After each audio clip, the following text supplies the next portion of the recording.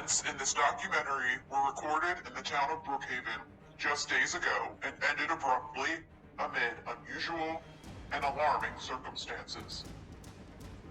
We are presenting the series in full to honor the exceptional investigative journalism of Ms. Veronica Veritas, and in hopes that someone who knows something will come forward.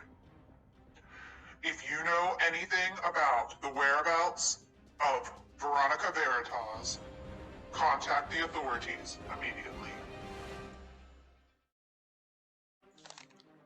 Welcome to Brookhaven. From the outside looking in, it is a quaint, picturesque small town. But when you take a closer look from inside, the reality of this small, seemingly unassuming town is shocking and mysterious. In this 3-part series, I, Veronica Veritas, will take you inside to examine the many oddities that exist. Please join me in exposing Brookhaven. I arrived in Brookhaven 12 hours ago after being contacted by a local who wishes to remain anonymous. This source detailed the strange goings-on. I was intrigued, but I didn't fully grasp the enormity of it all until I got here to see it for myself. Our tour begins in the town square. From this vantage point, you can see several businesses: a grocery store, hair and nail salon, ice cream shop, arcade, a diner, a movie theater. There's a gas station, an airport, a motel, clothing store, bank. It is a relatively modest array of businesses, particularly for a growing town. According to my research, the population of Brookhaven has been rapidly increasing over the past 9 months, a fact that makes it even more peculiar that there used to be more. There was a fantastic dance club called Club Brooks with sensational original music. There was a skate park, 2 extraordinary restaurants, Sonny's, and the extremely popular Burger Barn. There was also an auto shop, which seems like a vital business for any town with motor vehicles. So why were these thriving businesses eliminated, abolished, leaving Brookhaven with only 1 restaurant and no means of maintaining and repairing automobiles? It is indeed a mystery which brings to mind a theory that I will discuss in part 3 of the Exposing Brookhaven docuseries. But before that, let's examine some of the strange places that remain despite the removal of several successful locations. Here, we have an abandoned house. If the powers that be in Brookhaven can so easily pluck away gems like Club Brooks and Burger Barn, why does this dilapidated structure still stand? There are holes in the roof, the ceiling. Clearly, this house is just falling apart. In the same vein, there is an out-of-business cleaners that, according to my source, has never actually opened as a functioning business. Even more suspicious, it is a well-known fact the building holds a far more nefarious purpose.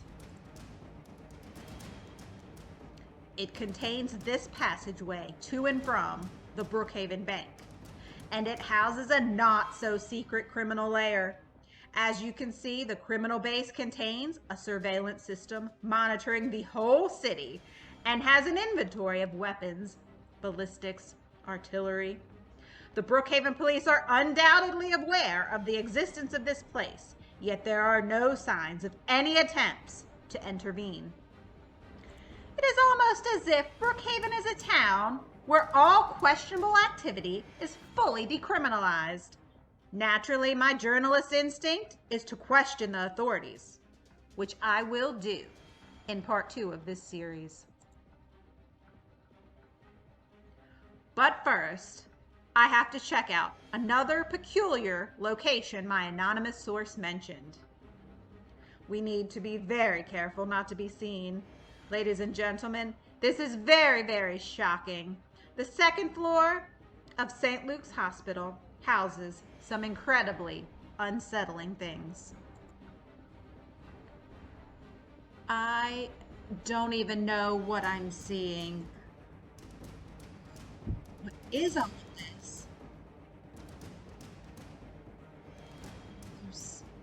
medical equipment. But what is this? Experimental? These chairs have restraints. That's unusual, to say the least. That in the floor. What is that? A lot of empty space. And agency? I've heard of the agency before. There used to be an office called the agency in the police station of Brookhaven. Was this one of their offices? Why here at the hospital, though? What is this? Some sort of container? I don't know. Observation room? Who is... It's someone or something. It's green. I've never seen anything like it. I don't know what I'm seeing here, but I want to go. Let's go.